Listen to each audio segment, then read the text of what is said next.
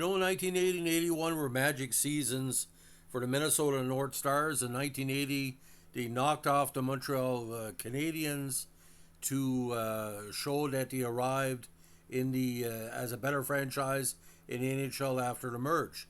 In 1981, they knocked off Buffalo, Boston, Calgary to get to the Stanley Cup Finals, only to lose in five tough games to the Islanders with the Steve Payne, Bobby Pitt, Ciccarelli squad.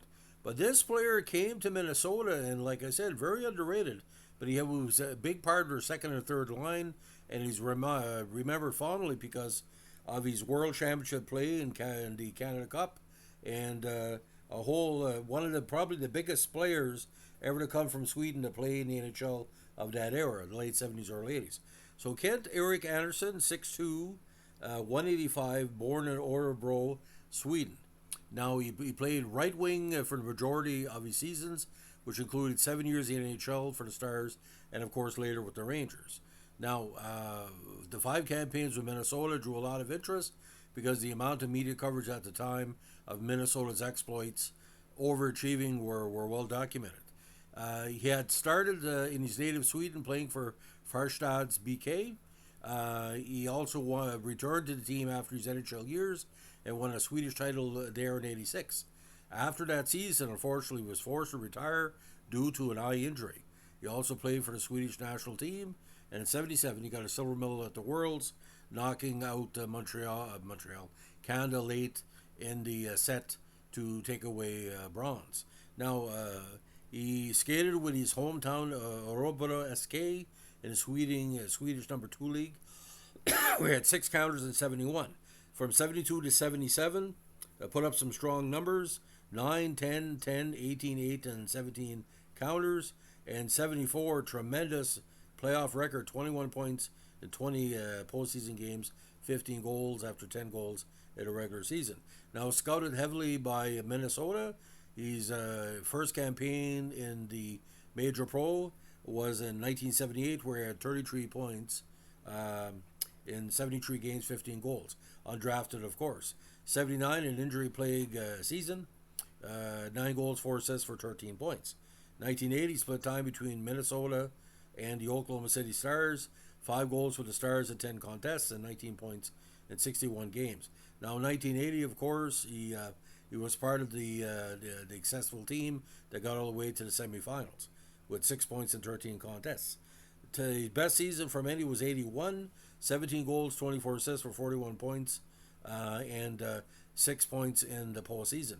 Now, not a very dirty player. He barely scraped by with 5 or 6 minors per season.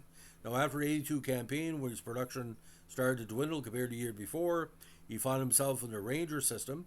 28 points in 71, mostly defensive forward, 9 contests in the postseason, and he's finally the NHL season.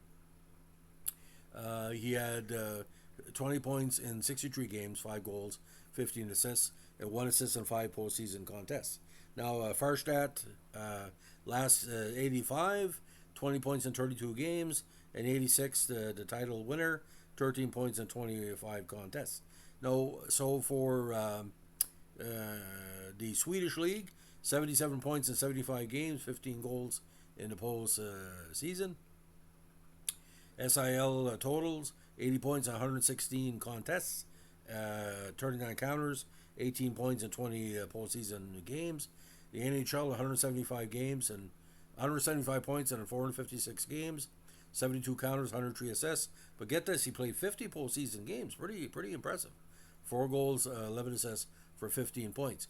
And in 506 major league contests, he only had 82 minutes in penalties. I don't think he ever took a major penalty, but if somebody can back them up, I'd like to hear it. So at the World Champs for Sweden, he had 4 big counters that year. That's a big part of why he won silver. Another 5 goals in 78, and the Canada Cup in 81, 1 assist. And of course, that 81 Canada Cup team, his teammates were just tremendous. Probably one of the best Swedish teams of that era, and that just goes to show how balanced their team was at the time. Now, that tournament in '81, of course, it ended up this way. Sweden got fifth place. Canada, of course, didn't didn't do anything in the playoffs. Unfortunately, losing the final to the Russians. So that campaign, they lost in the regular games. Lost 3-1 to the States.